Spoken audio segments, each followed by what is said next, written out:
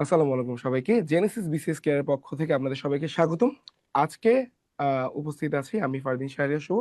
আর আমাদের সঙ্গে উপস্থিত আছে যার পরিচয় বাংলাদেশে না হলেও ঢাকা বিশ্ববিদ্যালয় করে দেওয়ার প্রয়োজন নেই। তিনি এইরকম স্বনামধন্য একজন মানুষ। আমাদের সবার প্রিয় আবু বকর সিদ্দিক রাশেদ ভাই, যিনি ৩৭তম বিসিএস এ অডিট এবং অ্যাকাউন্টস ক্যাডারে ২য় স্থান অর্জন করে বাংলাদেশে একটা আলোড়ন সৃষ্টি করে দিয়েছিল। আলোড়ন সৃষ্টি করার পিছনে কারণটা যেটা ছিল, তার চয়েস মাত্র একটাই ছিল। তার চয়েস দিয়েছে সেটা হচ্ছে অডিট অ্যান্ড অ্যাকাউন্টস ক্যাডার। ঠিক আছে, সেই অভিজ্ঞতাটাও শুনবো আজকের মানে তার মুখ থেকেই। আর তার সবচেয়ে বড় বৈশিষ্ট্য যেটা যেটা আমাদের বিশ্ববিদ্যালয় একটা ভাইরাল টাইপ ছিল, যে ক্যাম্পাস থেকে একটা মানুষ কিভাবে বিসিএস এ প্রিপারেশন নিতে পারে। অ্যাকচুয়ালি ক্যাম্পাস তো না, বলতে গেলে সেই ছোটবেলা 8-9 থেকেও মানুষ কিভাবে বিসিএস এর প্রিপারেশন নিতে পারে, সেই গল্পটাই আজকে আমরা আমাদের আবু বকর সিদ্দিক রাশেদ ভাইয়ের মুখে শুনবো। হ্যাঁ, ওনার আরেকটা পরিচয় হচ্ছে উনি শেফিল্ড ইউনিভার্সিটিতে, যুক্তরাজ্যের শেফিল্ড ইউনিভার্সিটিতে এমএসসি তে আহ, আহ, পড়াশোনা করছেন। আর সেটা হচ্ছে বাংলাদেশ সরকার কর্তৃক আহ, একেবারে 100% ফুল ফ্রি স্টুডেন্টশিপ, মানে ফুললি ফান্ডেড একটা স্কলারশিপ নিয়ে তিনি সেখানে গিয়েছেন। ওকে রাশেদ ভাই, আপনি কেমন আছেন? আলহামদুলিল্লাহ Fardin, so far so good. রমজানে রাশেদ তোমরা ভাই, যেমন আছো, আমারও শুরু একই করার অবস্থা। আগে আমরা একটু আমাদের ওয়ালে আমাদের লাইভটা একটু শেয়ার করে ফেলি। হ্যাঁ, আমি হ্যাঁ, প্লিজ। আপনাকে লিঙ্কটা দিচ্ছি, আপনিও ওকে। শেয়ার করে দিন।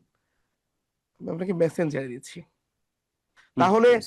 আমাদের বিশ্ববিদ্যালয় সহ আমাদের যারা অনুযায়ী আছে সহজে আমাদের সঙ্গে কানেক্ট হতে পারবেন ইনশাআল্লাহ। পারবে।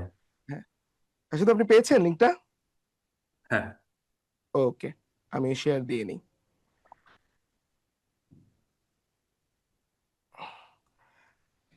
রাশেদ ভাই, প্রথমে যে প্রশ্নটা আপনাকে করতে যাচ্ছি সেটা হচ্ছে আচ্ছা, আমাকে 1 মিনিট টাইম দাও, আমি যদি আমার হ্যাঁ শিওর। পেজে শেয়ার দিই। হ্যাঁ, আপনি শেয়ার দিয়ে নেন।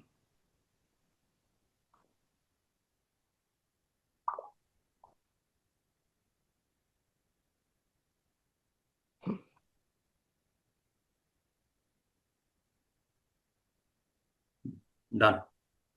ওকে হ্যাঁ, বলো। রাশেদ ভাই, প্রথম যে প্রশ্নটা আপনাকে করতে চাই, সবাই বলে যে বিসিএস পড়ার জন্য একটা মোটিভেশন দরকার, ইনার মোটিভেশন, সেটা আপনি কিভাবে পেয়েছিলেন, এটা আমাকে বলেন। আচ্ছা, আচ্ছা, আমার মোটিভেশন যদি বলি, আমার ভাই, আপন ভাই, তো উনি ওনার মুখ থেকেই সর্বপ্রথম বিসিএস, ক্যাডার, নন ক্যাডার শব্দগুলো আমি শুনি। তো when I was 8 or 10 years old, তখন আমার ভাইয়ের 24তম বিসিএস এর রেজাল্ট দেয়। তো বাসায় তখন একটা টান টান উত্তেজনা ছিল যে আমাদের পরিবারে একজন বিসিএস ক্যাডার হবে কি হবে না। তো সে তখন ওই পত্রিকায় রেজাল্ট প্রকাশিত হতো, হয়তো কোনো একটা পত্রিকার কপি নিয়ে আসছে। তো যাই হোক, আনফর্চুনেটলি ভাইয়ার ক্যাডার আসে নাই, নন ক্যাডার আসছিল। তো তখন আবার নন ক্যাডার থেকে এরকম প্রথম শ্রেণী, দ্বিতীয় শ্রেণী চাকরি পাওয়ার সুযোগগুলো ছিল না। তো তখন আমার দায়িত্ব ছিল বিভিন্ন বাসায় মিষ্টি বিতরণ করা। তো আমাকে মিষ্টি দিয়ে পাঠিয়ে দেওয়া হলো আমাদের কোনো এক আত্মীয়ের বাসায়, যে যদি রেজাল্ট জিজ্ঞাসা করে তুমি বলবা যে নন ক্যাডার হয়েছে। তো তবুও সবার মুখে টুকটাক মুচকি হাসি ছিল, হুম হুম হুম। বাট ওরকম অট্ট হাসি ছিল না। তো তখন মনে হইলো যে নন ক্যাডার জিনিসটা খুবই একটা সুখকর না পরিবারের জন্য, হয়তো ক্যাডার হইলে পরিবারের সবাই অনেক খুশি হইতো। তো মাশাআল্লাহ। ওই 24তম বিসিএস এর রেজাল্ট, সেটা ছিল আমার জীবনের প্রথম বিসিএস, ক্যাডার নন ক্যাডার কি জিনিস সেটা শেখা। হুম হুম। তো অনুপ্রেরণা বলতে পারো ওইটাই, যে পরিবারের সবাই যেহেতু নন ক্যাডার পাওয়াতে ভাইয়ার একটু অখুশি ছিল। সো যদি কেউ একজন ক্যাডার হয়, হয়তো পরিবারের মুখ উজ্জ্বল হবে। সো আর সেটা আপনি আলহামদুলিল্লাহ করতে পেরেছেন আল্লাহর অশেষ রহমতে। বিসিএস বলতে পারো। শুভকামনা ভাইয়া।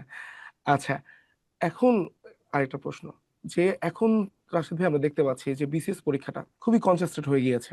হ্যাঁ, আমরা হুম। সময় পাচ্ছি না। ঠিক আছে, যেমন সার্কুলারের 2 মাস পরে প্রিলিমিনারি পরীক্ষা হচ্ছে, এরপরে 3 মাস পরে রিটেন পরীক্ষা হচ্ছে। এখন তাহলে প্রস্তুতিটা কিভাবে নেওয়া যেতে পারে রাশিদ ভাই? যেমন আমি যদি আমাদের এক্সপেরিয়েন্স বলি, আমাদের সময় বা 35, 36, 37, ইভেন আরো আগে যদি বলি 33, 34 বা আরো আগের সময়গুলোতে, তখন হয়তো আমি যতদূর মনে পড়ে যে 35তম থেকে অনওয়ার্ডস হলো 200 মার্কের প্রিলিমিনারি হয়। রাইট। আর এর আগে ছিল 100 মার্কের। 100 মার্কের প্রিলিমিনারি। বাট হ্যাঁ, তখনকার আমি যদি প্রশ্নগুলো দেখি, অনেক ক্ষেত্রে প্রিভিয়াস ইয়ারের কোয়েশ্চেন গুলো রিপিট হইতো। হুম মানে সেই ক্ষেত্রে কেউ যদি 2-3 মাস ধরে প্ল্যান করতো যে আমি বিসিএস দিব, that is more than enough. ওই 2-3 মাস প্রস্তুতিতে অনেকে প্রিলি ক্র্যাক করতে পারতো। হুম। বাট এই স্ট্র্যাটেজিটা মনে হয় না বর্তমানে খাটবে। হাতে। এখন একদম। আমার কাছে যেটা পার্সোনালি মনে হয়, প্রথমত নিজের একাডেমিক রেজাল্ট ঠিক রাখা। কারণ বিসিএস ভাইবা পরীক্ষা তুমি যখন অ্যাপিয়ার হবা, তখন কিন্তু জিজ্ঞেস করে তোমার রেজাল্ট কেমন। সো হুম হুম হুম একটা ডিসেন্ট রেজাল্ট না থাকলে it is very tough. Right, তা আমার মনে হয় মানে অ্যাট ইমপ্রেশনটা লিস্ট খারাপ হয়ে যায় ভাইবা বোর্ডে। ডেফিনেটলি ডেফিনেটলি হুম ডেফিনেটলি তা আমার মনে হয় যে অ্যাট লিস্ট থার্ড ইয়ার শেষ করলে ফোর্থ ইয়ারের শেষের দিকে এসে বা থার্ড ইয়ারের ফোর্থ ইয়ারের মাঝামাঝি বা শেষের দিকে এসে প্রস্তুতিটা নেওয়া যেতে পারে আস্তে আস্তে। তো তখন হয়তো একটা সলিড প্রিপারেশন হবে, কারণ শেষ মুহূর্তে সার্কুলার দেওয়ার পর যেহেতু খুবই একটা হারিডলি সিচুয়েশনে থাকে সবাই, তখন আসলে হয়ে ওঠে না। আর যারা একটু আগে থেকে প্রস্তুতি নিবে তারা অবশ্যই এগিয়ে থাকবে। রাইট রাশেদ আমার ভাই, মনে হয় ফোর্থ এখানে ইয়ার। আমি একটু আমার একটা এক্সপিরিয়েন্স শেয়ার করি। যেমন আমি হ্যাঁ এমবিএ প্লিজ। থেকে প্রিপারেশন নেওয়া শুরু করছি, এটা আপনি জানেন পুরোপুরি ভালো মতো, আপনার হুম। থেকে ভালো কেউ জানে না। হ্যাঁ, আমি একটু মেনশন করি, কৃতজ্ঞতা প্রকাশ করি। যেমন রাশেদ ভাই আমার আচ্ছা একজন মেন্টর ছিল, সব সময় গাইডলাইন দিত রাশেদ ভাই আমাকে। সঙ্গে সঙ্গে আপনি রাশেদ ভাই আমার পরীক্ষা নিতেন, হ্যাঁ এটা আপনার মনে হ্যাঁ, এই আছে যে কিনা জানি না। আমি ছিলাম মনে হয় ৯ নম্বর রোডে, তুমি ৬ নম্বর রোডে। আপনি ৬ নম্বর এই ছিল রোডে, তো। আমি ৮ নম্বর রোডে। আচ্ছা হ্যাঁ, সরি। আমি প্রতিদিন রাতে এসে আপনার কাছে পরীক্ষা দিতাম। পৃথিবীর সবচেয়ে কঠিনতম কোশ্চেন আপনি পরীক্ষা নিতেন আর বলতেন যে কঠিন প্রস্তুতি, সহজ সহযুদ্ধ। পরীক্ষা, যুদ্ধ। সহজ যুদ্ধ। সেটাই এখন হয়েছে রাশেদ ভাই। এখন প্রশ্নগুলো যেমন দেখা যাচ্ছে আমাদের মোবাশ্বের মোনেম স্যারের পিএসসির যে বোর্ড, হ্যাঁ মেম্বার হুম। বোর্ড আসার পর থেকে কোশ্চেনগুলো কিন্তু সহজ হচ্ছে না রাশেদ ভাই। আপনার ক্যাটাগরি কোশ্চেন হচ্ছে। আপনি যেমন বাংলাদেশ বিষয়াবলিতেও মেন্টাল এবিলিটি ঢুকাই দিতেন না? যে জিনিসটা একটু এনালাইসিস করে উত্তর দেওয়া লাগবে, বুঝে অ্যানালজি টাইপের কোয়েশ্চেন অ্যানালজি টাইপের। এখন কিছুটা। কিন্তু কোশ্চেন গুলো এরকম হচ্ছে। আমি যখনই এখন পরীক্ষা দিতে যাই বা কোশ্চেন গুলো দেখি, আপনার কথা মনে পড়ে। হ্যাঁ? যে এটা তো রাশেদ ভাই টাইপ কোশ্চেন। হ্যাঁ? আচ্ছা সুতরাং আচ্ছা বুঝা আচ্ছা। যাচ্ছে প্রিপারেশন এখন অনেক ডিপ নেওয়া লাগবে। কেউ যদি একটু সুপারফিশিয়াল প্রিপারেশন নেয়, তাহলে তার ক্র্যাক করাটা খুবই কঠিন। এখানে আপনাকে একটা সম্পূরক প্রশ্ন করে আসে, আপনি তো বললেন যে হুম। থার্ড ইয়ার ফোর্থ ইয়ার থেকে হ্যাঁ প্রিপারেশন নেওয়া দরকার। আপনার প্রিপারেশনের জার্নিটা আমাদের সঙ্গে একটু শেয়ার করুন। আপনি তো অনেক আগে থেকে প্রিপারেশন শুরু করেছিলেন। আর আপনাকে বিশ্ববিদ্যালয়ে কারেন্ট অ্যাফেয়ার্স পড়ে একজন মানুষ কিভাবে ক্যাডার হতে পারে, হ্যাঁ এইটা নিয়ে আপনি অনেক আলোচিত ছিলেন। সুতরাং একটু আমাকে শেয়ার করুন। না, আমার স্টাইলটা আসলে খুব বেশি টেকসই ছিল ডেফিনেটলি, বাট আমার স্টাইলটা কি বলে, one size does not fit for all, আমি এটা বলবো। তো আসলে আমার ওই বললাম তো যে ভাই যেহেতু 24তম বিসিএস পরীক্ষা দিল, তো তখন কারেন্ট অ্যাফেয়ার্স যে পড়তে হয় এই ধারণাটা আমি তখন পাই, এবং আমার কাছে মনে হয় কালেকশন এখন হয়তো সবগুলো নেই, অনেকগুলো বিলিয়ে দিয়েছি। তো আমার সর্বপ্রথম কারেন্ট অ্যাফেয়ার্স পড়ার অভিজ্ঞতা সিন্স 2005, 2005-এর হয়তো সেপ্টেম্বর বা অক্টোবরের সংখ্যাটা আমার কাছে আসছে। তখন মাশাআল্লাহ। থেকে আসলে আমার এই কারেন্ট অ্যাফেয়ার্স পড়ার ইচ্ছা। আর এর একটু যদি ব্যাকে যাই, তার আগে থেকে আসলে বেশ কিছু জিনিসের প্রতি আমার একটু অনুরাগ ছিল। সেটা হলো বিটিভিতে একটা প্রোগ্রাম হয়তো কুইজ কুইজ, রাইট আমি রাইট। সেটার বিশাল ফ্যান ছিলাম। আর প্রথমে আরেকটা হলো বিটিভি পরে এনটিভিতে, রাশেদ ভাই। না, এনটিভিতে আসতেছি, হ্যাঁ এনটিভি হ্যাঁ না একুশে টিভি, আমি ভুলে গেলাম। ওখানে আরেকটা আচ্ছা প্রোগ্রাম আচ্ছা। হতো হরলিক্স, হরলিক্স জিনিয়াস বাংলাদেশ। যারা আমার মতো অনেক 90s কিড তারা হয়তো এটা জানবে, দুই ওই হাজারের যে পর যারা আদনান জন্ম ফারুক যারা। হিল্লোল তিনি ওটা হোস্ট করতেন না অনুষ্ঠানটা। না, হরলিক্স জিনিয়াস বাংলাদেশ হলো আব্দুল নূর তুষার, আব্দুল, আচ্ছা আচ্ছা আচ্ছা, ঠিক আছে। Horlicks genius Bangladesh. তো আচ্ছা। এই দুইটা প্রোগ্রাম আমি খুব মানে ডেডিকেটেডলি দেখতাম, হুম রিলিজিয়াসলি দেখতাম। এবং তখন আমার একটা গুড হ্যাবিট বলবো, যে আমি একটা A4 সাইজের কাগজকে চার হুম টুকরা করতাম, করে ওখানে কি কোশ্চেন করতো প্রশ্ন উত্তর এগুলো লিখে রাখতাম। তো হুম এগুলো হুম নিজে নিজে আওড়াতাম প্রতিদিন। তো হুম এটা ইট কেম মানে ইনস্টিংক্টলি এটা আমার মধ্যে চলে আসছে। তো হুম ওই সময় থেকে আসলে কুইজের প্রতি কিছু আগ্রহ। হুম। তো এটা পরে কারেন্ট অ্যাফেয়ার্স দিয়ে ক্যারি করছে। সো এটা পরে বিসিএস প্রিলিতে হেল্প করছে। সো আমি মাশাআল্লাহ। 2005 থেকে টিল 36-37 বিসিএস, এবং এরপরেও আমি কারেন্ট অ্যাফেয়ার্স ওয়ার্ল্ড উপর বেস করে প্রস্তুতি নিছি। তো এই জন্য আসলে আমার বাজারের বই খুব বেশি একটা পড়া লাগে নেই। হুম তো এটা ছিল আমার প্রিলির প্রস্তুতি। আর যদি শেষের দিকে এসে বলি, মানে তোমার এই ওয়েবিনারের মাধ্যমে আমি কাউন্টলেস পিপলকে থ্যাংক জানাইতে চাই, এবং তারা হলো ঢাকা ইউনিভার্সিটি লাইব্রেরির বিভিন্ন ভাইয়া আপুরা। কারণ আমি প্রায়ই যখন ওখানে পড়তে যেতাম, দেখতাম অনেকে বই রেখে হয়তো খেতে চলে গেছে অথবা কারোর সাথে দেখা করতে গেছে। তো তখন আমি ওখানে বসে ওই বইটা থেকে যতটুকু পারতাম নোট নিয়ে নিতাম। তো এভাবে আসলে এরকম অ্যানোনিমাস অনেক মানুষ আমার প্রস্তুতি অনেক হেল্প করছে। So Dhaka university library should get A credit from me. Right. So আমার প্রস্তুতিটা ছিল কারেন্ট অ্যাফেয়ার্স, কারেন্ট ওয়ার্ল্ড এটা ভিত্তিক, বাট পরবর্তীতে বাজারের বিভিন্ন বইগুলা বিভিন্ন মানুষের কাছ থেকে কালেক্ট করে আমি পড়ার চেষ্টা করছি।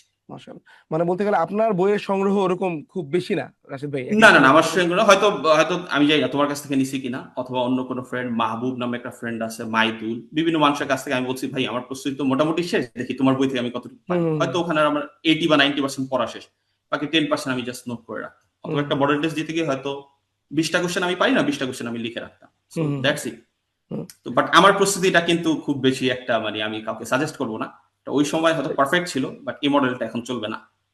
তো রাশিদ ভাই বর্তমানে কোন মডেল ফলো করতে পারে, এটা আপনি কি সাজেশন দিবেন বর্তমানে আপনার বাট অনুযায়ী? বর্তমানে আমার কাছে মনে হয় বাজারে যেহেতু আহ, বিভিন্ন সিরিজের বই আছে, আমার মনে হয় যে কোনো একটা পার্টিকুলার বই নিয়ে প্রস্তুতিটা শুরু করা যেতে পারে, হুম যেটা কাটতি ভালো, বা যারা তোমরা আসো বিভিন্ন সবার সাথে সাথে কনসাল্ট করে হুম যে কোনো একটা পার্টিকুলার বই বা সিরিজ দিয়ে এক এক বিষয় হয়তো এক এক বই ভালো থাকতে পারে, হয়তো বাংলার জন্য কোনো বই ভালো, ইংলিশের হুম জন্য কোনো একটা পার্টিকুলার বই ভালো, ম্যাথের জন্য কোনো একটা বই ভালো, যে কোনো একটা বই নিয়ে প্রস্তুতিটা স্টার্ট করা, দেন তারপর তোমার হয়তো আরেকটা বই সুইচ করা, then you should go for model test or something like this. Thank you. Rashid ভাই, আমাদের জেনেসিস বিসিএস এর মতো যে প্ল্যাটফর্ম গুলো আছে সেগুলো স্টুডেন্টদের কিভাবে হেল্প করতে পারে আপনি মনে করেন? আচ্ছা, আমি যদি আমার এক্সপিরিয়েন্স বলি, যেমন আমি যখন বিসিএস এর প্রস্তুতি শুরু করি, যেহেতু আমার আগে থেকে একটা ফাউন্ডেশন ছিল, এর জন্য আমার কাছে কোচিং এ যাওয়ার খুব বেশি একটা প্রয়োজন ছিল না। বাট অনেকে হয়তো যারা খুব বেশি গোছানো প্রস্তুতি নিতে পারেন না, বা সেলফ ড্রিভেন না, বা সেলফ মোটিভেটেড না, তাদের জন্য আমি মনে হয় যে কোচিং একটা গুরুত্বপূর্ণ সহায়ক হতে পারে। কারণ কোচিং এ ইউ গেট টু জাজড, আপনার রাইট। সাথে যারা আছে তাদের সাথে আপনার একটা কম্প্যারিজন, বা আপনার রিলেটিভ পজিশনটা কোথায়, এটা আসলে জানার সুযোগ হয়, তো সেটা জানাও জরুরি। হুম যেমন আমরা যখন ইউনিভার্সিটি অ্যাডমিশন টেস্টের কোচিং গুলোতে পড়তাম, তখন যদি আমরা মডেল টেস্ট না দিতাম তাহলে কিন্তু বুঝতে পারতাম না আমার অবস্থানটা কোথায়। হুম। এবং ওখানে যখন ভালো করতাম, নিজের মধ্যে একটু মোটিভেশন কাজ করতো যে আমি রাইট। মনে হয় ঢাকা ইউনিভার্সিটিতে চান্স পাবো। তো এটা আসলে আমার মনে হয় কিছুটা দরকার, যারা একটু সেলফ মোটিভেটেড বা সেলফ ড্রিভেন না, তাদের জন্য কোচিংটা একটা গুরুত্বপূর্ণ সহায়ক হতে পারে। রাইট। রাশিদ ভাই, যেমন আমাদের বললাম তো আমরা তো প্রিপারেশন অনেক আগে থেকে মোটামুটি নেওয়া শুরু করেছি। হ্যাঁ, একটা টাচে ছিলাম। হুম। হ্যাঁ, তাই আমরা কোচিং কেউ করেছি, কেউ করিনি, কিন্তু পরীক্ষা আমরা কিন্তু সবাই দিয়েছি। হ্যাঁ, যেমন হ্যাঁ। আমি কিন্তু আপনার কাছে সহ আরেকটা কোচিং এ পরীক্ষা দিতাম হুম রেগুলারলি। হুম। হ্যাঁ, এটা আপনি জানেন। এটা আমাকে কি হেল্প করেছিল, পরীক্ষাগুলো যখন আমি দিতাম সেখানে মোটামুটি ভালো একটা নাম্বার পেতাম। হ্যাঁ, অনেক অনেক সময় ফার্স্ট হয়েছিলাম রাশিদ ভাই, আলহামদুলিল্লাহ। হ্যাঁ, আপনাকে এসে বলতাম যে রাশিদ ভাই আজকে আমি ফার্স্ট হয়েছি। হ্যাঁ, তখন আমার যে জিনিসটা কাজ করতো যে আমি ভাবতাম যে প্রিলিমিনারি যেদিন পরীক্ষা দিতে যাব এক্সাম হলে, সেদিন আমি ভাববো যে আমি কোচিং সেন্টারে বা আপনার রুমে বসে পরীক্ষাটা দিচ্ছি। আপনি যেমন তাকায় থাকতেন না আমার দিকে, ভাববো স্যার আমার সামনে আছে, আমি একেবারে সেম পরীক্ষা দিচ্ছি। ডেফিনেটলি। সেই জিনিসটাই আমার প্রিলিমিনারি পরীক্ষাতে অনেক হেল্প করতে হয়। আমি কখনো এক্সাম হল প্রেশার একটা এক্সট্রা ফিল করতাম এটা না। লাগে না। হ্যাঁ, এটা আসলেই খুবই উপকারী। সুতরাং আমি মনে করি যে একটা ক্লোজ এনভায়রনমেন্টে সবারই, হ্যাঁ, একটা পরীক্ষা দেওয়া উচিত। আর কারো যদি এই ব্যাপারে ধারণাই না থাকে, তার অবশ্যই কোচিং করলে সেই জিনিসটা একদম শুরু থেকেই বলে না, স্পুন ফিডিং যাকে বলে, এই জিনিসটা তার দ্বারা সম্ভব। কারণ আমাদের কিন্তু অনেক কিছুই নিজেদের বের করতে হয়েছে, যে কোন সিরিজটা পড়বো, হ্যাঁ, কোন কোন জিনিসগুলো পড়া লাগে। যেমন আমাদের সিলেবাস দেখলে প্রিলিমিনারি বা লিখিত কিছু কিন্তু বোঝা যায় না রাশেদ ভাই, যে আসলে হুম। কতটুকু পড়া দরকার, কই থামা দরকার। হ্যাঁ, যেগুলো পড়া দরকার না সেই সব জিনিসও কিন্তু আমরা পড়ছি। যেমন সেদিন রাব্বির সঙ্গে কথা বলতেছিলাম রাশেদ ভাই, আমাদের নাজমুল হক রাব্বি, হুম হুম। 40তম ঠিক। বিসিএস এর শিক্ষার্থী, আমাদের বন্ধু আর আপনার ছোট ভাই। যেমন আহ, ইটা আপনার ইংলিশ লিটারেচার পড়তে হয় কিন্তু এলিজাবেথ পিরিয়ড থেকে। হ্যাঁ, আচ্ছা। আমি কিন্তু পড়তাম একেবারে ওল্ড ইংলিশ পিরিয়ড থেকে, ওই যে বিউ ওলফ, হ্যাঁ, অ্যাংলো স্যাক্সন পিরিয়ড সবই পড়তাম। কারণ কি, এই যে আমার সিলেবাসটা সম্পর্কে আইডিয়া জ্ঞান নেই। একটু আইডিয়া কম ছিল। তা আমি ওগুলো সবই পড়ি, আমি বইয়ে যা পেয়েছি পড়িনি, কিন্তু এটা কি আমার লস হয়েছে না? এই দেখ, তোমার মতো জিনিসগুলো, আমিও করছিলাম। হ্যাঁ, আপনি তো সবই পড়তেন। তো এই জিনিসগুলা যারা একটু ভালো মতো ট্রিকি ওয়েতে প্রিপারেশন নিতে চায়, যেমন আমাদের সঙ্গে যারা স্টেক হোল্ডার, হ্যাঁ, ইউনিভার্সিটি স্টুডেন্ট, বুয়েটের, হ্যাঁ, ঢাকা, বাংলাদেশের বিভিন্ন মেডিকেলের, হ্যাঁ, আমাদের জেনেসিস বিসিএস কেয়ারের খুব বড় একটা স্টেক হোল্ডার হচ্ছে আমাদের মেডিকেল স্টুডেন্টরা। হ্যাঁ, ডাক্তাররা। আচ্ছা। যেমন 48তম বিসিএস এ 3000-এর মধ্যে প্রায় 1800 প্লাস ডাক্তার আমাদের জেনেসিস বিসিএস থেকে ক্যাডার হয়েছে, সুপারিশ প্রাপ্ত, আলহামদুলিল্লাহ। তারা জয়েনও করে ফেলেছে অলরেডি, আলহামদুলিল্লাহ। সুতরাং তাদের জন্য আমাদের মতো এরকম মানে গরুর মতো পড়ে গেলাম এই জিনিসটা আমি প্রিফার করব না। হ্যাঁ, বলবো একটু গুছিয়ে ডেফিনেটলি। যেটা আসলে দরকার সেগুলো পড়ুন, যেগুলো দরকার নেই সেগুলো বর্জন করুন। হ্যাঁ, সুতরাং আপনাদের একটা আহ, বলে কি যে গুরুকুল টাইপ একটা হুম হুম। এনভায়রনমেন্টে প্রিপারেশন নেওয়া দরকার। আচ্ছা, তোমার এখানে আমি সম্পূর্ণ একটা জিনিস অ্যাড করতে চাই। তুমি শিওর যেহেতু ইংলিশ রাশেদ ভাই। লিটারেচারের কথা বললা, যারা একটু কৌশলী প্রস্তুতি নিতে চান, তাদের জন্য এটা একটা টিপস, এবং আমি অনেককেই দিই। হুম। সেটা হলো, আমরা জানি যে লিটারেচার অংশটা কিন্তু বিসিএস রিটেনে নাই নাই। ইংরেজির ক্ষেত্রে। হুম তো হুম কারো যদি এটা খুব প্রেশার মনে হয়, এখানে একটু হালকা অথবা নো প্রিপারেশন রাখতে পারেন, একটু রিস্কি হয়ে যায়, হুম বাট হুম স্টিল এটার প্রেশারটা যদি একটু অফলোড হয়ে যায়, হয়তো এই ফার্দার আপনার প্রেশারটা হয়তো ম্যাথ, অ্যানালিটিক্যাল হুম। এসব জায়গায় দিতে পারেন। সো এটা একটা রিস্কি ভেঞ্চার হতে পারে যে কারোর জন্য, যে লিটারেচার আমি স্কিপ করব, এর পরিবর্তে আমি প্রেশারটা হয়তো ম্যাথ, ইংলিশ, সায়েন্স অথবা অন্য কিছুতে দিতে পারলাম, কারণ এটা যেহেতু রিটেনে আসে না। মানে আপনি সো একদম যাই হোক, স্কিপ করতে বলতেছেন? না এই রিস্কটা সবার মানে যার যার ব্যক্তিগত হুম, অভিরুচির উপর। আচ্ছা আচ্ছা। আর কারো যদি প্রস্তুতি নিতে ইচ্ছা করে খুব অল্প প্রস্তুতি চাইলে নিতে পারেন, যেহেতু এখানে এই জায়গা যে থেকে কোনো কোনো কিছু বাজারে রিটেনে ছোট আসে একটা না। বই, রাশিদ ভাই, যে কোনো ছোট একটা বই ওটা পড়ে ফেলেন, এত বেশি গবেষক হওয়ার দরকার নাই। হ্যাঁ, ডিপ কোশ্চেন হলে এই হলো। জন্য আমি ডিসক্লেমার দিলাম ভাই, রিস্কটা এই নিজের উপর, পরে ডিসক্লেমার যে মানে হ্যাঁ হ্যাঁ by disclaimer your own risk. মানে হ্যাঁ, ঠিক আছে। রিস্ক আবার যেমন আমি ভাই আমার মতো বিসিএস এর চয়েস দিছি, আমি তো এই চয়েসের হ্যাঁ, জিনিসটা তাহলে কাউকে উদ্বুদ্ধ প্রশ্নটা করবো না। এটাই করি, আপনার একটা চয়েস ছিল, সেই অভিজ্ঞতাটা শেয়ার করেন, ভাইবা অভিজ্ঞতাটা কিভাবে আপনি ভাইবা বোর্ড ট্যাকেল করেছিলেন। আচ্ছা, ভাইবা বোর্ডের পরে আগে আসি যে কিভাবে এই এই জিনিসটা মাথায় আসলো। আচ্ছা, আসলে এরপরে রিটার্ন আহ, কোশ্চেনে যাবো রাশেদ ভাই, আগে আপনার ভাইভাতেই গেলাম। আচ্ছা, ওকে ওকে ওকে, আমি যখন আমার প্রথম বিসিএস ছিল 36 বিসিএস, তো হুম তখন হুম। মেবি আমার 7 থেকে 8টা চয়েস ছিল। যে প্রথমে অডিট, তারপর আরো কিছু ছিল, অ্যাডমিন মনে 5 নাম্বারে ছিল, যাক ভুলে, তখন হয়তো বাচ্চা ছিলাম, এত কিছু বুঝতাম না। অ্যাডমিন পাশে রাখছিলেন। 5-এ ছিল, অ্যাডমিন 5-এ ছিল। আমি জানি না যে ভাইবা বোর্ডে আচ্ছা। হয়তো ডাক পাইলে তো আমাকে এটার জন্য হুম হুম তুলোধনা করতো। তো 36 বিসিএস চলাকালীনই মনে হয় 37 এর সার্কুলারটা চলে আসে। হুম হুম তো 36 রিটার্ন আমার ভালো হয়েছিল, ভাইবাও ভালো হয়েছিল, তো সামহাও আল্লাহ মুখ তুলে তাকায়নি, তাই ক্যাডার হইনি, non cadre food inspector recommended হয়েছি। হুম হুম পরে আর জয়েন করি নাই, যদিও যে তোমার সাথে কথা হয়েছিল, হুম হুম হুম হুম। মামার সাথে কথা হয়েছিল যে মামার সাথে জয়েন কথা করবো হয়েছিল, কি করবো হ্যাঁ। না।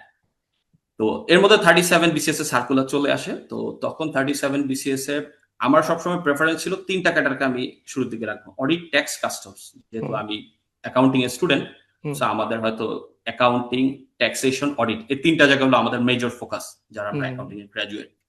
তো আমার একাডেমিয়ার সাথে রেজোনেট করে এরকম ক্যাডারে আমি যাবো, যাতে আমি আমার জব স্যাটিসফ্যাকশনটা খুঁজে পাই। তো তখন অডিট ক্যাডারটি ছিল, অডিট ক্যাডারের মনে পোস্ট ছিল 7টা। আর ট্যাক্স আর কাস্টমস এবার সার্কুলারে ছিল না। কাস্টমস আসলে হুম বেসিক্যালি অনেক বছর ধরে সার্কুলারে ছিল না, ফর হুম রিজন। আর ট্যাক্সও এবার ছিল না। সো আমি চিন্তা করলাম, যদি আমি 7-8টা চয়েস দিই, আমি যদি 8 নাম্বার চয়েস পাই, তাহলে আমি কি করবো? Then I will go further, আমি আবার বিসিএস দিব। 7 নাম্বার চয়েস পাইলে আবার দিব, 3 নাম্বার পাইলে আবার দিব, 2 নাম্বার হুম। পাইলেও হয়তো আবার দিব। আবার সো দিতে আমি হবে। কোথায় থামবো? আমি থামবো হলো যখন আমি অডিট পাবো, আমার পছন্দের ক্যাডার। তো হুম চিন্তা করলাম ট্যাক্স নাই, কাস্টমস নাই, শুধু অডিট আছে। So why not go for audit, ভালোবাসার ক্যাডার। হুম তো তখনই হঠাৎ মাথায় চলে আসলো যে অডিট ক্যাটাগরি দিই, কারণ অন্য সার্ভিসগুলো আমার আসলে ব্যক্তিগত পছন্দের জায়গায় ছিল না। হুম। হয়তো 36-এ ভুলে দিয়ে দিছিলাম, বাট 37-এ সে ভুলটা করিনি। রাইট। তারপর মনে হলো যেখানে আসলে আমি থামবো, আসলে যেখানে আসলে আমি আর ফার্দার পরীক্ষা দেবো না, সে ক্যাডারটা আমার চয়েসে রাখা উচিত। হয়তো ট্যাক্স বোর্ডের কাস্টমস থাকলে ওগুলাও দিতাম। বোর্ডের অবস্থা কি ছিল যখন তারা দেখতে পারলো আপনার ও মাত্র আচ্ছা, একটি চয়েস ভাইবা দেওয়া? ভাইবা হ্যাঁ আচ্ছা, বলেন। ভাইবা বোর্ডে যখন গেছি, আমার আনোয়ারা ম্যাডামের বোর্ড ছিল। সো আনোয়ারা ম্যাডামের একটু ব্যাকগ্রাউন্ড বলি। ম্যাডামকে আমরা ভাইবা দেওয়ার আগে জানতাম যে মাদার অফ নন ক্যাডার। আচ্ছা 36-এ আচ্ছা। ওনার বোর্ড থেকে অনেক নন ক্যাডার হয়েছে, বাট নন ক্যাডার হওয়ার ভেরিয়াস রিজন আছে। আমার রিটেন পরীক্ষা ভালো নাও হইতে পারে, ভাইবা ভালো নাও হইতে পারে।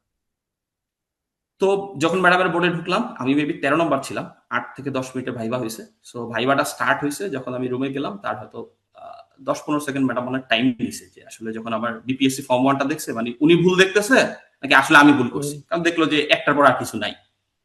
So, মানে হোয়াট ইজ গোয়িং অন। তারপর হয়তো তুমি ভাবলো যে না, দেখলো যে একটা চয়েস, আচ্ছা এই ছেলে পড়াশোনা কোথায়, অ্যাকাউন্টিং, ঢাকা ইউনিভার্সিটি। আচ্ছা এই ছেলের অ্যাড্রেস কি, দেখলো প্রেজেন্ট পার্মানেন্ট দুইটা অ্যাড্রেস ঢাকা। তো সামহাও ডটের সাথে ডট মিলে গেছে। মিলে গেল।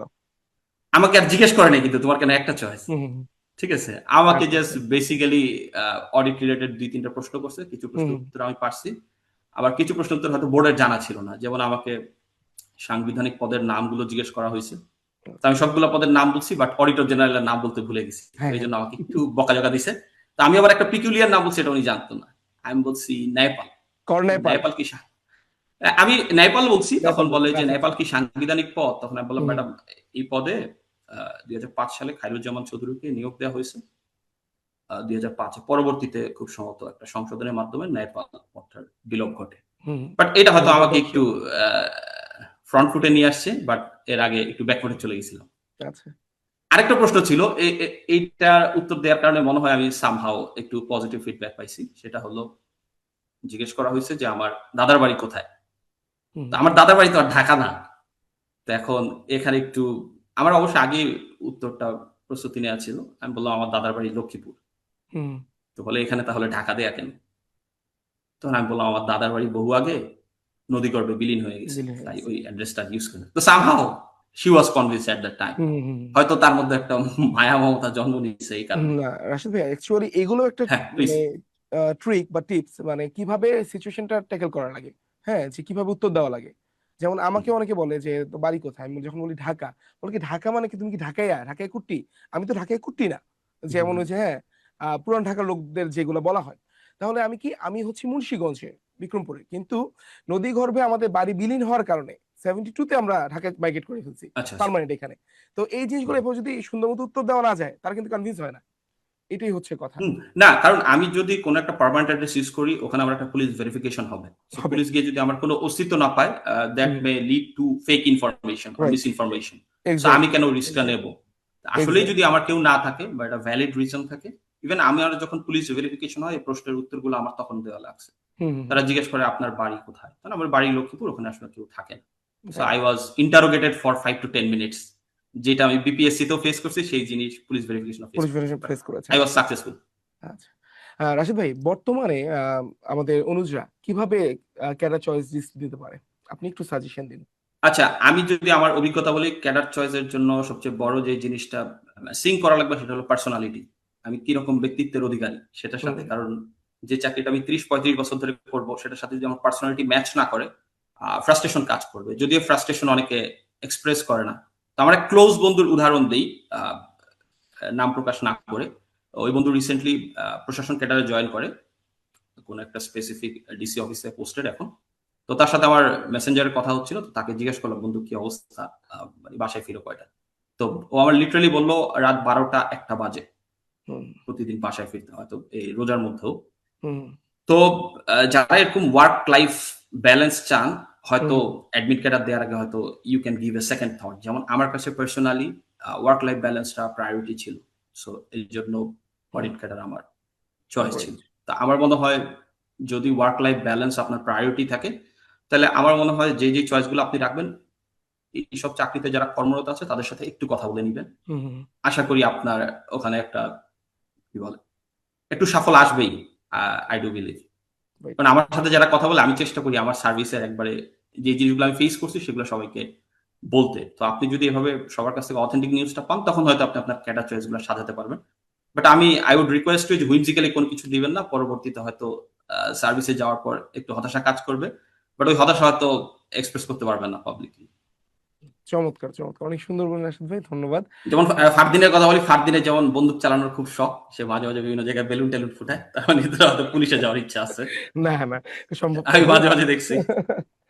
আচ্ছা, সেটা যাই হোক রাশিদ ভাই, ধন্যবাদ। মনে করে ইভেন আমি আমি কিছু এখানে একটা জানার। জিনিস বলব যে একটু হ্যাঁ। স্বপ্ন দেখা শিখতে হবে। আমার স্বপ্নর হুম, কারিগর বা আমার স্বপ্নের সারথি ফারদিনও ছিল।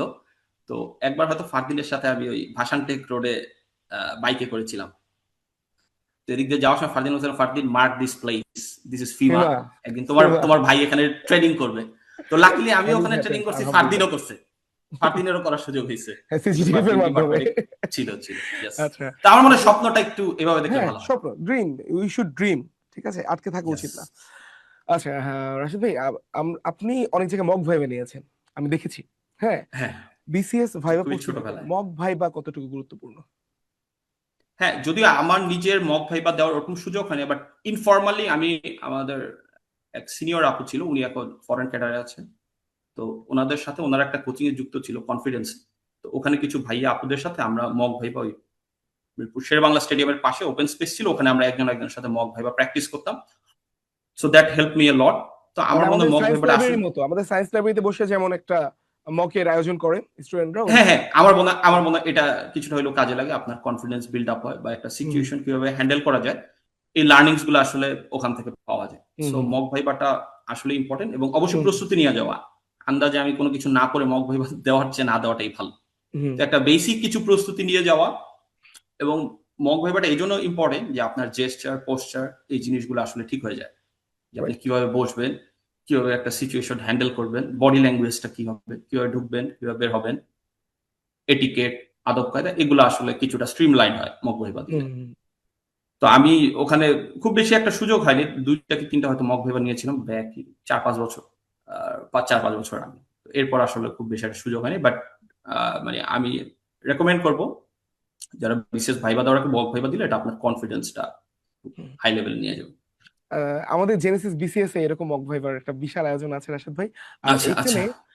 যেটা দেখেছি আমরা আমাদের মক ভাইবা দেন ভাইবা বেচে আমাদের ভাইবা বেচে আমাদের যে শ্রদ্ধেয় বিজ্ঞ মেম্বাররা আছে হুম, পিএসসি তাদের সম্পর্কেও সম্যক ধারণা দেওয়া হয় আমাদের ক্লাসের মাধ্যমে যে তারা কোন প্রশ্নগুলো করতে হ্যাঁ, বেশি স্বাচ্ছন্দ্য বোধ করে, স্বাচ্ছন্দ্য। হ্যাঁ, তারা কিরকম অ্যাপ্রোচ আপনার থেকে আশা করে এই জিনিসগুলো আমরা ট্রেন আপ করে থাকি।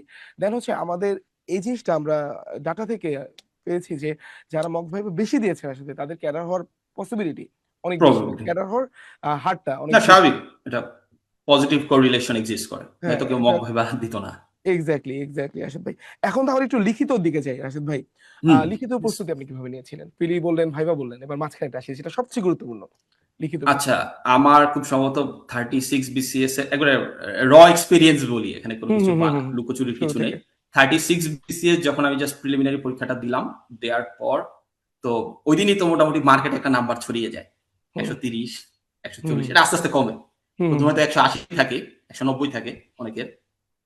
তারপর হয়তো ইউ নো তারপর এখন হয়তো হয়তো থাকে না রাশেদ ভাই। ওই যুগ শেষ। আচ্ছা, এখন থাকে না। আচ্ছা, ওই যুগ এখন শেষ। থাকে না। আমাদের সময় ছিল।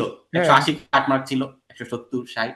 তো নামতে, নামতে যখন দেখলাম যে মোটামুটি একটা লেভেলে আসছে এবং ওই লেভেল থেকে আমার নাম্বার 10-15 উপরে। তার মানে মোটামুটি বোঝা যাচ্ছে ইনশাআল্লাহ কোন দুর্ঘটনা না ঘটলে আই উইল বি সিলেক্টেড। তো আমি যদি যেদিন বিসিএস প্রিলিমিনারি দিলাম সেদিন যদি জানি যে আমি ইনশাআল্লাহ সিলেক্টেড হব যদি কোনো দুর্ঘটনা না ঘটে, then why should I waste my time?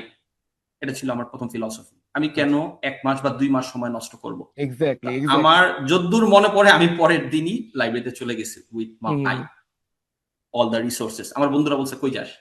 আমি বন্ধু লাইব্রেরিতে যাবো। কেন? আমি বলি, "রিটেনের প্রস্তুতি নিই।" তো ওরা অনেক হাইলি অ্যাপ্রিশিয়েট করছে।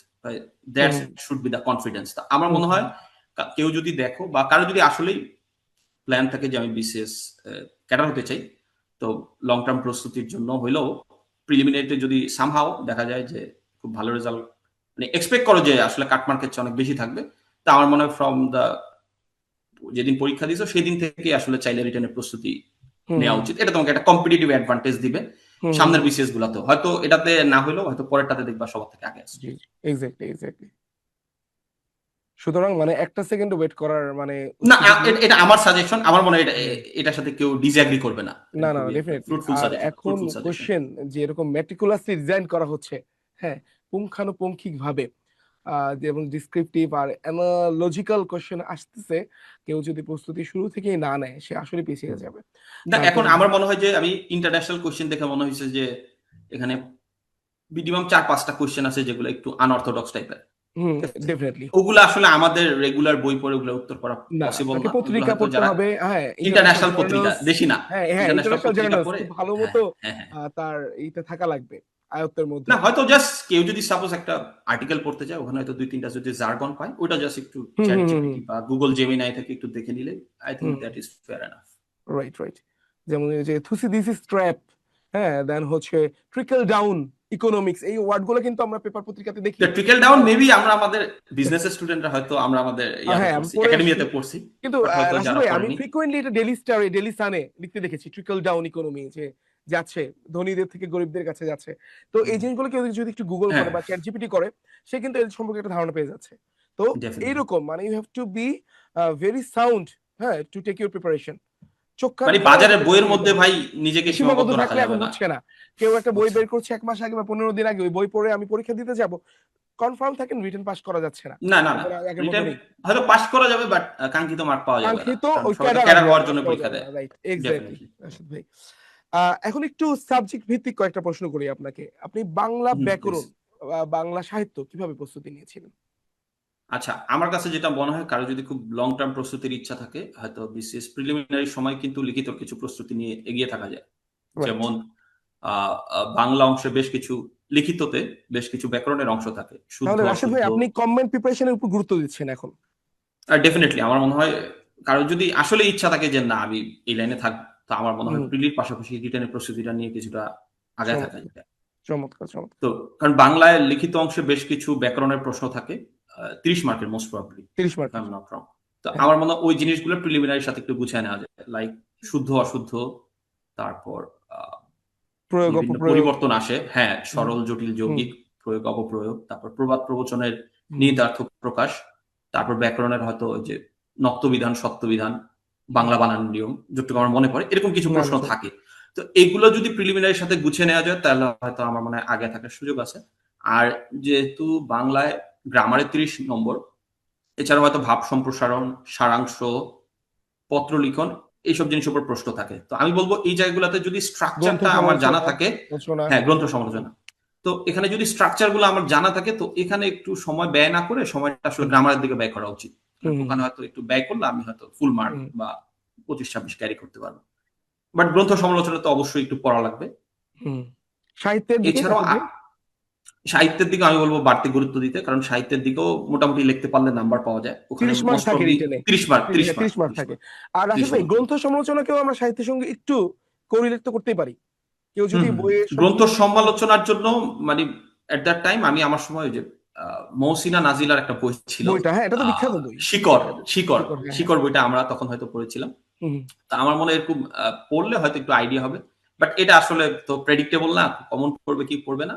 হুম। বাট মানে যতটুক আইডিয়া রাখা যায়, হয়তো এমন আননোন একটা গ্রন্থ আসলো যেটা আসলে আমি জানি না, জানি না। তখন হয়তো তখন আল্লাহর কিভাবে উপর ভরসা করে কিছু ট্যাকেল লিখতে করবে হবে। রাশেদ ভাই? আপনার এরকম একটা পড়ে গেল, ধরেন আপনি 37-এ পড়ে যেত যে আপনি চিনেন না, বইটা সম্পর্কে কিচ্ছু জানেন না। তখন আপনি কিভাবে লিখে আসতেন? একটু পরামর্শ যদি দেন। এটা আসলে খুবই কঠিন। আসলে ফর এক্সাম্পল মুক্তিযুদ্ধ সম্পর্কিত যদি একটা বই নিয়ে আমার গ্রন্থ সমালোচনা আসে, তো হুম হুম তখন আমার মনে হচ্ছে যে আসলে বেসিক কিছু জিনিস আছে, এগুলো হয়তো সবগুলো গ্রন্থে সেম থাকার কথা। তো হয়তো ওই বেসিকের উপরই লিখে দিতে হবে। এছাড়া আর কোনো হুম উপায় নেই। কারণ যে জিনিসটা সম্পর্কে আসলে আমি জানি না, আ কারণ বিসিএস এ একটা মিথ না, আমি বলব ফ্যাক্ট প্রচলিত হুম হুম। যে আসলে কোনো কিছু যদি আমি ফাঁকা রেখে আসি ওখানে নাম্বারিং করা যায় না। জানি কিছু না। থাকলে হয়তো নাম্বারিং করা যায়। সো হুম আমার হুম। মনে হয় ভালো করতে গেলে স্ট্র্যাটেজিটা ফলো করা উচিত। যে আ হয়তো আ বেসিক আমি যতটুকু জানি সেটা কিছুটা রেপ্লিকেট করে দিয়ে আসি। Right, exactly. আর আসলে আমার কাছে মনে হয় সমসাময়িক যে পরিস্থিতি, তার সঙ্গে কোরিলেট করে যদি গ্রন্থ সমালোচনার প্রস্তুতি নেওয়া যায়, তাহলে এটা একটা ভালো কাজে দিতে পারে। যেমন এখন ডেফিনিটলি। আমাদের আমরা যেমন বর্তমানে। ক্যাটেগরি ওয়াইজ করলাম, হয়তো রাইট, মুক্তিযুদ্ধ নিয়ে পড়তাম, হ্যাঁ। আ ভাষা আন্দোলন নিয়ে, এরকম বিভিন্ন ক্যাটেগরি বাংলা ওয়াইজ ভাষার গ্রন্থের ইতিহাস সমালোচনা। নিয়ে। রাইট, তাহলে এক্সাক্টলি। হবে কি মানে ওই টাইপের কোনো কিছু আসলে হয়তো আমি অ্যাটেম্প্ট করতে পারব না। অ্যাটেম্প্ট করতে পারব। যেমন বর্তমানে বাংলাদেশের জাতীয়তাবাদ খুবই আলোচিত একটা টপিক। হুম, হুম, হুম। সুতরাং জাতীয়তাবাদের উপর কোন বই যদি রচিত থাকে বাংলাদেশে, হ্যাঁ, হ্যাঁ। তার উপর একটা প্রস্তুতি অবশ্যই ৫০তম বিসিএস লিখিত যারা দিতে যাবেন, তাদের নিয়ে হুম, নেওয়া উচিত। এটা আমি আপনাদেরকে একটা সেটাই। সাজেশন দিতেই পারি। ওকে, রাশেদ ভাই, ইংরেজি প্রিপারেশন সম্পর্কে একটু বলুন। ইংরেজি গ্রামার আর সাহিত্য আচ্ছা, মানে লিটারেচার কিভাবে প্রিপারেশন নিতে পারেন? ইংরেজিতে ইংরেজিতে আমি যে জিনিসটা সবচেয়ে বেশি ফিল করলাম, ইংরেজি প্রশ্নে তারা যেটা এক্সপেক্ট করে সেটা হলো আমার মনে হয় free hand writing. Free hand writing কার কত ভালো। লিখিতর বিকজ ক্ষেত্রে। আমরা যদি কোয়েশ্চেনের প্যাটার্ন গুলো দেখি যে ওখানে এসে এসে থাকে, সামারি, দেন লেটার, এগুলো আসলে পুরোটাই হলো ফ্রি হ্যান্ড রাইটিং এর উপর। যদিও এসের মধ্যে ডেটা চার্ট এগুলা দেওয়া খুবই গুরুত্বপূর্ণ, বাট ফ্রি হ্যান্ড রাইটিং, আমি গ্রামাটিক্যাল অ্যাকিউরেসি, ভোকাবুলারি, রাইট। এই জিনিসগুলা হলো ইংরেজিতে ভালো করার মূল মন্ত্র, আর কিছু না। সো আমার মনে হয় এই জিনিসগুলা তো একটা লং টার্ম প্রস্তুতির বিষয়। তো যারা ইংরেজিতে ভালো করতে চান এগুলোর উপর একটু ফোকাস করা, ভোকাবুলারিটা একটু স্ট্রং করা, then grammatical accuracy, free hand writing, simple complex compound যত ধরনের সেন্টেন্স আছে ইউজ করা হুম, হুম, একটা হুম, হুম। এসেতে। আর এসের ক্ষেত্রে আমি যেটা বলবো সেটা বাংলা ইংরেজি দুইটার ক্ষেত্রেই সেম। ডেটা চার্ট, কোটেশন, এগুলোর একটা যদি কালেকশন করা যায়, যেমন হুম, হুম, আমার সময় প্রস্তুতিতে আমি আইসিটি, তারপর নারী ক্ষমতায়ন, হুম, বিজ্ঞান, এরকম বেশ কিছু ক্যাটেগরি করে প্রস্তুতি নেওয়ার সুযোগ হয়েছিল। তো তখন হয়তো যে কোনো রচনা আসলে ওই ডেটা বা চার্ট গুলো আমি চালিয়ে দিতে পারতাম। হুম, হুম, হুম। তো আমার মনে হয় ইংরেজি বাংলা দুইটা রচনার ক্ষেত্রে এই কাজ করতে পারেন আপনারা, যে কোটেশন, ডেটা চার্ট এগুলোর একটা কালেকশন করতে পারেন ক্যাটেগরি ওয়াইজ, এগুলো যাতে বাংলা হোক ইংরেজি হোক যে কোনো জায়গায় আপনি ইউজ করতে পারেন, হয়তো বাংলাদেশ ইন্টারন্যাশনালও চাইলে ইউজ করতে পারেন। আচ্ছা। বাট আমার রাশেদ মনে ভাই, হয় যে এরকম আগেই এটা সাজিয়ে রাখা, কারণ এসে তো আপনি পড়ে শেষ আচ্ছা, করতে মানে পারবেন না। গুছিয়ে রাখবে, যেখানে ইনপুট দেওয়া যাচ্ছে ডেফিনেটলি। সেখানে ইনপুটটা দিবে। ব্যাপারটা এরকম হুম, অনেকটা। আচ্ছা। ডেফিনেটলি। ইংরেজি কথা বলার পর একটা প্রশ্ন মাথায় আসলো। করেই ফিরি প্রশ্নটা, পরে করার থেকে আগেই করি। হুম। আ আপনার কাছে কি মনে হয় ক্যারিয়ার প্রাপ্তির ক্ষেত্রে কোন বিষয়গুলা বেশি গুরুত্বপূর্ণ? ভালো একটা ক্যারিয়ার পাওয়ার ভালো ক্ষেত্রে? একটা ক্যারিয়ার, আচ্ছা, আচ্ছা, আচ্ছা। এটা অবশ্য একেকজনের স্ট্রেংথ জোন একেক জায়গায়। হয়তো অনেককে আমি দেখলাম যে হয়তো অনেকে বাংলাদেশ বিষয় হয়তো ১৫০-৬০ ও পাইতে পারে। বা এটা হয়তো কোনো এক সময় ছিল, অনেকে পেত। তো এটা অ্যাকচুয়ালি ডিপেন্ডস। বাট আমি যদি গড়পড়তা দেখি সবার মানে নাম্বার তোলার জায়গাটা হলো সায়েন্স, ম্যাথ, মেন্টাল অ্যাবিলিটি। এই জায়গাগুলো অনেকের নাম্বার তোলার জায়গা। আবার অনেকে আবার ইংরেজিতেও দুর্দান্ত ভালো করে। ১৫০-৬০ ও পায়। হুম, হুম, আমাদের 36 বা 37 হয়তো অনেকে পাইছে। হুম, হুম, অনেকে বাংলাদেশে ভালো করে, অনেকে ইন্টারন্যাশনালেও হয়তো ভালো করে। So, আমার মনে হয় আমি যদি কাউকে টার্গেট করার কথা বলি তাহলে সেটা অবশ্যই should be math, science, English, এগুলো খুবই ভালো করার জায়গা। হুম হুম। যদি ইংলিশে এসএতে 40 বা 50 আমি জানি না কত, এখন নাম্বার কত ইংরেজি এসএতে? 50 তখন এখন দুটো এসে 50, আসতেছে। হ্যাঁ, 25, যাক ভালো হয়েছে 20 যেহেতু এসেছিল, স্প্লিট হয়ে তারপর গেছে। আবার একটা এসে এসেছে, এরকম প্যাটার্ন চেঞ্জ করছে আচ্ছা, ওকে PSC, ওকে ওকে যে 50 মার্ক রাখছে, ওকে, এটা হচ্ছে কথা। 50। বাট আমার মনে হয় এই সবগুলাই আমি যদি বলি ওই ম্যাথমেটিক্স, সায়েন্স, ইংলিশ, এগুলো সবই এগুলোর যে কোনো পার্টিকুলার ইভেন সবগুলোকে টার্গেট করে প্রস্তুতি নিলে ভালো হয়, যে এখানে আমার যাতে একটু ভালো নাম্বার ওঠে। আচ্ছা, চমৎকার। তাহলে এখন একটু গণিত আর সাধারণ জ্ঞানের প্রস্তুতি সম্পর্কে একটু বলে ফেলুন। গণিত, বিজ্ঞান, সাধারণ জ্ঞান, এই তিনটে বাকি আছে রাশেদ ভাই, কিভাবে নেওয়া যায় প্রস্তুতি? আচ্ছা, গণিতের ক্ষেত্রে আমার মনে হয় যে গণিতটা অনেকের জন্য একটু ভীতির জায়গা। আমার নিজের কাছে একটু ভীতির জায়গা ছিল।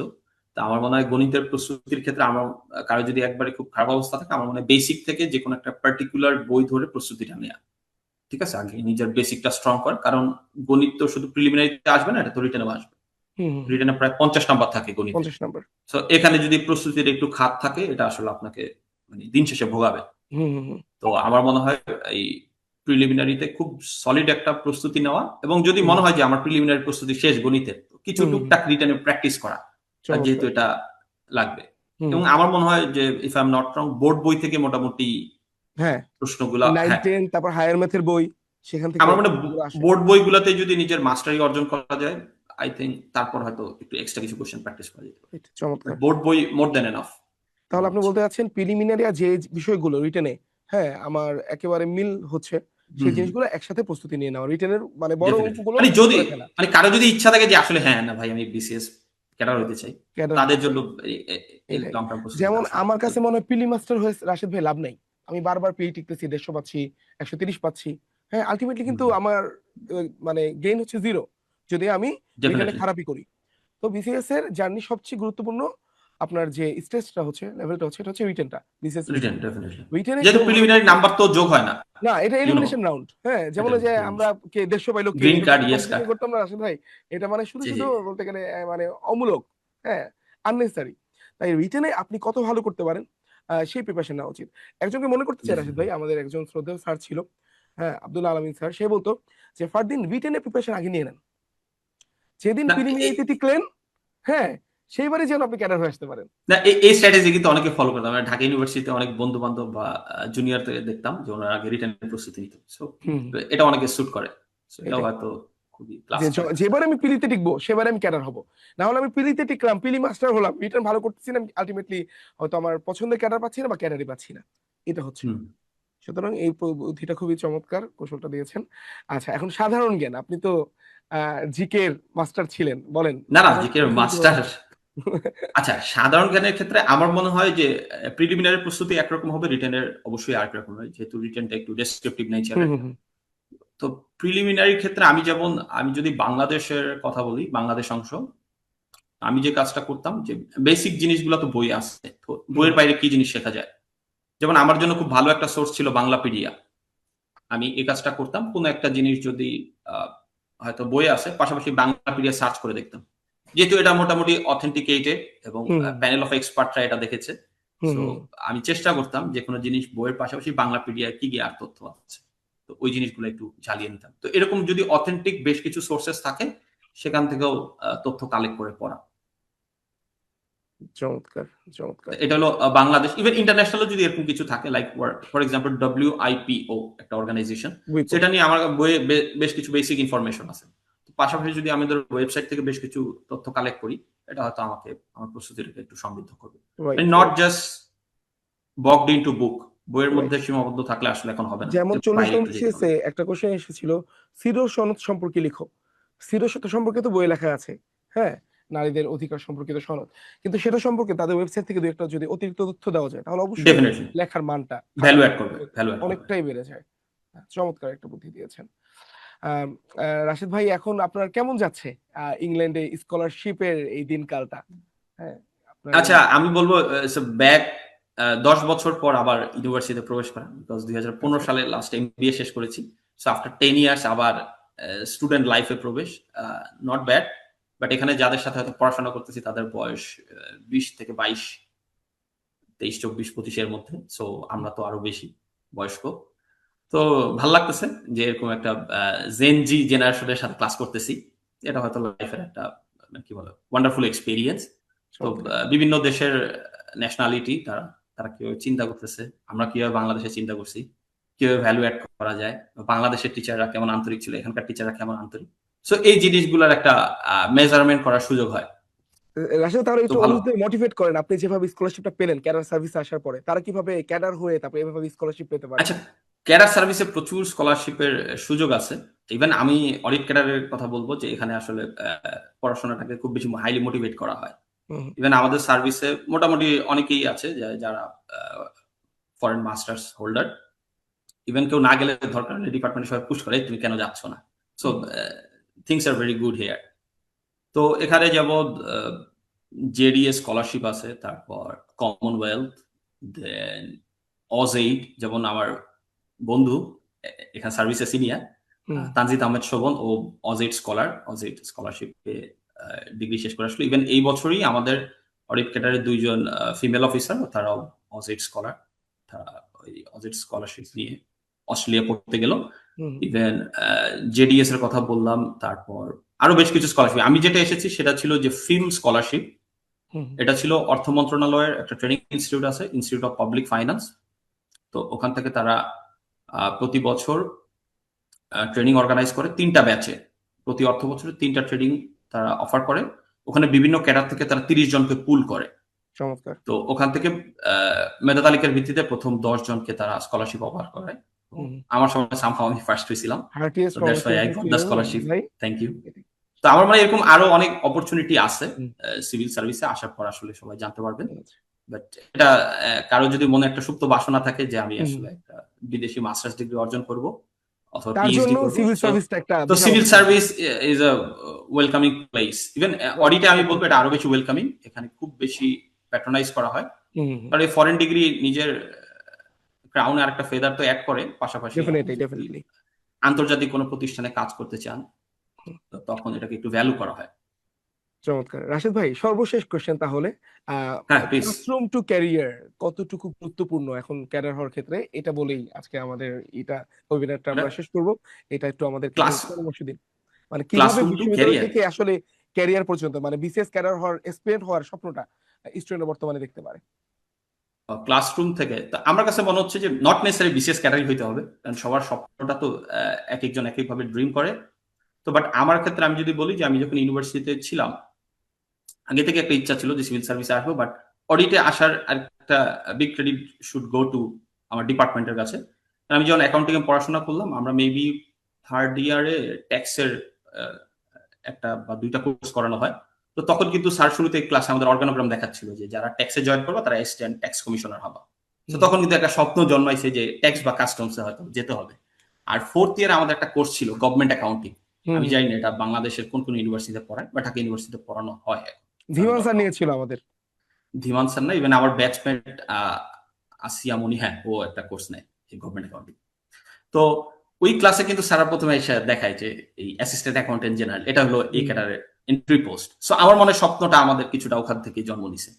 তো আমার মনে হয় ইউনিভার্সিটি তো সবার মানে ড্রিমটা শেপ আপ হয় অনেক ফ্যাক্টরের উপর ডিপেন্ড করে। কেউ হয়তো ফেসবুকে ভিডিও টিডিও দেখে ম্যাজিস্ট্রেটের প্রতি খুব বেশি অ্যাট্রাক্টেড ফিল করে, কেউ হয়তো পুলিশ, কেউ ফরেন ক্যাডার। সো আমার মনে হয় এই জিনিসটা সবার কাছে ওপেন থাকা উচিত। তো সেই এক কথাই দিয়ে শেষ করতে হবে যে তোমার পার্সোনালিটি কোনটার সাথে সবচেয়ে বেশি সিঙ্ক করে। কারো যদি খুব মার দাঙ্গা একটু গুলিটুলি করতে ভালো লাগে, হয়তো পুলিশ ক্যাডার তার চয়েস লিস্টে থাকা উচিত। এবার কারো যদি ভিন্ন লাইফস্টাইল পছন্দ হয়, যেমন ফরেন ক্যাডারকে আমি কখনো ক্যাডার বলতে চাই না, এটা একটা হলো ডিফারেন্ট লাইফস্টাইল। ঠিক আছে? তুমি হুম, আজকে হুম, 3 বছর কেনিয়াতে, বাকি 3 বছর ইউএসএ তে, ইউকে তে অথবা অন্য একটা দেশে, তো এরকম ভাবে কিন্তু ফরেন ক্যাডারটা ডিজাইন করা। তো কারোর যদি হোম সিকনেস থাকে যে না আমি আমার দেশ ছেড়ে যাব না, হুম, আসলে ফরেন ক্যাডার চয়েস দিলে এটা একটু তার আসলে জন্য তার সামনের জন্য দিনগুলো হয়তো খারাপ কাটবে। কষ্টকর। তা আমার মনে হয় নিজের পার্সোনালিটির সাথে সিঙ্ক করা, ইভেন যারা বিভিন্ন সার্ভিসে আছে তাদের সাথে যদি একটু কথা বলা যায়, তো এটা মনে হয় সবচেয়ে বেস্ট অ্যাপ্রোচ হবে যে ক্যাডার চয়েসের ক্ষেত্রে। রাইট। আর সার্ভিসে আসলে তো সব সার্ভিসে কিছু পাওয়া না পাওয়া থাকে। সো ওইটার সাথে যতটা বেশি অ্যাডজাস্ট করা, কারণ আমরা আহ, কি নাই সেটা নিয়ে খুব বেশি কিন্তু আমাদের আক্ষেপ বেশি থাকে, কি আছে সেটা নিয়ে কোনোদিন শুক্রিয়া আদায় করি না। হুম, হুম, হুম। তো আমার মনে হয় যে সবার আগে নিজের পার্সোনালিটিটা কেমন সেটাকে চেক করা, জাজ করা, দেন এটার সাথে ম্যাচ করানো যে না আসলে আমার সাথে কোন জিনিসটা যায়। আমি কি ফরেন ক্যাডার আমার লাইফস্টাইলের সাথে যায়, না অডিট, না ট্যাক্স, না কাস্টমস, নাকি অ্যাডমিন, না পুলিশ, নাকি information Ansar, anything you can. আমার মনে হয় আগে পার্সোনালিটিটা বোঝা, আমি কেমন, তারপর আমার সাথে কোন সার্ভিসটা বেশি সিঙ্ক করে, চমৎকার। তারপর তোমার ক্যাডার চয়েস। রাশেদ ভাই, তাহলে যারা এখন জুনিয়র আছে, থার্ড ইয়ার, ফোর্থ ইয়ার বা ফার্স্ট ইয়ারে ধরি, তারা কিভাবে বিসিএস এর প্রস্তুতি শুরু করতে পারে? খুব রিগোরাসলি পড়া শুরু করে দিবে নাকি এই ভাই যারা সুন্দর মতো? ফার্স্ট ইয়ারে তাদের জন্য ওই সাজেশন দেওয়া খুবই দুষ্কর, টিচার আমাকে পিটাবে, হ্যাঁ হ্যাঁ হ্যাঁ, এই রিস্ক আমি নিতে পারবো থার্ড না। ইয়ার, সেকেন্ড ইয়ারে বা ফোর্থ তা ইয়ারে আমার মনে হয় যে হ্যাঁ, ফোর্থ ইয়ারে যারা, তাদের জন্য ফেয়ার না প্রস্তুতি শুরু করা, বিকজ রেজাল্ট যদি মোটামুটি একটা স্টেবল পজিশনে থাকে, তো ওইটাকে জাস্ট ইনট্যাক্ট রেখে, মানে যাতে একবার খুব খারাপ অবস্থা না হয়, তো ওইটাকে ইনট্যাক্ট রেখে প্রস্তুতিটা নেওয়া যেতে পারে। তো ওই যে তুমি যেটা বললা, সব টাইপের স্টাইলই এখন চলে, যে কেউ চাইলে হয়তো আগে রিটার্নের প্রস্তুতি নিতে পারে, কেউ হয়তো প্রিলি নিতে পারে, আবার কেউ চাইলে দুইটার কম্বাইন্ড একসাথে নিতে পারে। প্রিপারেশন নিতে পারে। হ্যাঁ, বাট আমার মনে হয় বিসিএসটা হলো এখন একটা লম্বা রেসের ঘোড়া বা ম্যারাথন। বাট এক্স্যাক্টলি, ম্যারাথন থেকে আমার মনে হয় একটু সরে আসছে, কারণ এখন এক বছরে বিসিএসটা শেষ করার একটা পরিকল্পনা হয়তো চলতেছে। 50তম বিসিএসই মানে ফার্স্ট প্রোটোটাইপ হবে। রাশেদ ভাই, আমাদের সময় এক টাইপের ম্যারাথন ছিল, এখন আরেক টাইপের ম্যারাথন। আমাদের সময় ম্যারাথন কি আচ্ছা ছিল? আচ্ছা। আমরা পিলি প্রিপারেশন সোল নিয়ে নিতে পারতাম। হ্যাঁ, 7 হ্যাঁ, মাস পিলি পড়লাম, দিলাম, এরপরে রিটেনের জন্য তারপর রিটেন। 6 মাস থেকে 1 বছর সময় পেতাম। হুম। তো ওইটা এক টাইপের ম্যারাথন। আর এখন হচ্ছে, আগে থেকে কারো যদি সম্পূর্ণ প্রিপারেশন নেওয়া না থাকে পিলি আর রিটেনের, সে সার্কুলার 2 মাসের মাথায় তাকে পিলি পরীক্ষা দিতে হচ্ছে, হ্যাঁ, এর রেজাল্টের 2 মাসের মাথায় রিটেন। অসম্ভব রিটেন করতে রিটেনের হচ্ছে। সিলেবাসটাই বুঝে ওই 2 মাসে। সুতরাং তাকে আসলেই বিশ্ববিদ্যালয়ের থার্ড ইয়ার, ফোর্থ ইয়ার থেকে ভালো মতো পড়াশোনা করে বসতে হবে প্রিলিমিনারি পরীক্ষাতে, তারপর রিটেনে। হুম। মানে তার পিডি রিটেনে একটা কম্বাইন্ড প্রিপারেশন অ্যাকচুয়ালি লাগতেছে। এইরকম ম্যারাথন হয়ে গিয়েছে এখন। আমি তোমার সাথে যেমন আমরা যখন 36 এর বিসিএস দিই, তখন 36 দেওয়ার পর মেবি 6 মাস কি 7 মাস সময় পাইছি আফটার প্রিলিমিনারি রিটেনের প্রস্তুতি রিটার্ন নেওয়ার দেওয়ার 7 জন্য। মাস টাইম। আচ্ছা, আর 37 এটা ছিল মেবি 2 বা 2.5 মাস। হুম। তো যার 36 এর প্রস্তুতি ছিল, তাদেরই কিন্তু 37 হয়েছে। 37 হয়েছে এর নতুন ক্যাডারের সংখ্যা একটু কম, একটু কম, মানে যারা একদম ফ্রেশার তারা 36 কেন এর হতে বেশি। পারে নাই।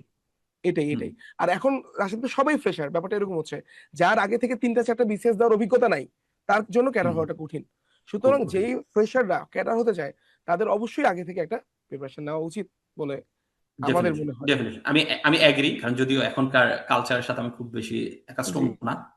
তুমি এক্সপার্ট মানুষ, তুমি আরো হয়তো ভালো বলতে পারবে। না না না, আপনি আমার এখন মনে হয় যে পরিমাণে ফোর্থ ইয়ারের টাইমটা হয়তো খুবই একটা প্রপার টাইম, ভাইটাল তখন টাইম, হয়তো রাইট, এক্স্যাক্টলি। হ্যাঁ প্রস্তুতি নেওয়া রাশিদ যেতে ভাই, পারে। অসংখ্য ধন্যবাদ এত গুরুত্বপূর্ণ সময়, হ্যাঁ, থেকে, মানে আপনার সময় থেকে এতটুকু সময় আমাদের জন্য বের করার জন্য।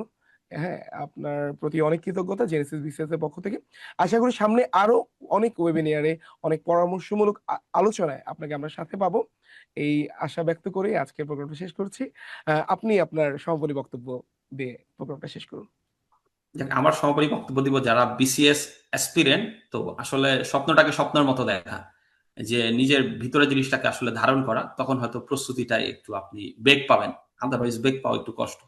মানে ব্যাপারটা যাতে এরকম না হয় আপনার উপর কেউ চাপিয়ে দিচ্ছে, সেক্ষেত্রে আসলে বিসিএস রাইট, প্রস্তুতি নেওয়ার দরকার নাই। রাইট। মানে আমার ক্ষেত্রে জিনিসটা খুব ন্যাচারালি আসছে, যে আমি হয়তো আমার হুম, পরিবার থেকে স্বপ্নটা আমার মধ্যে ধারণ করছি, তখন হয়তো আমার কাছে ইট was like play thing.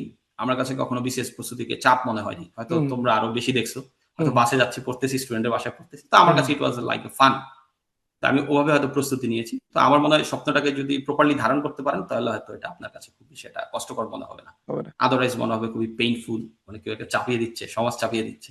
So যদি আসলেই আপনার নিজের স্বপ্নটাকে বাস্তবায়ন করতে ইচ্ছা, দেন এই স্বপ্নটা দেখেন। আদারওয়াইজ মানে চাপ নিয়ে বিশেষ পরীক্ষা আসলে দেওয়ার দরকার নেই। এটাই। অসংখ্য ধন্যবাদ আশাদ ভাই। আপনি ভালো থাকবেন, সুস্থ থাকবেন। আর এতক্ষণ কষ্ট করে, মানে যারা আমাদের লাইভটা দেখেছেন, তাদেরকেও, পার্টিসিপেন্টদেরও অনেক ধন্যবাদ। সবাই ভালো থাকুন, সুস্থ থাকুন। জেনেসিস বিসিএস এর সঙ্গে থাকুন। আসসালামু আলাইকুম। ঠিক আছে, আল্লাহ হাফেজ, আল্লাহ আসসালামু হাফেজ। আলাইকুম। আসসালামু আলাইকুম।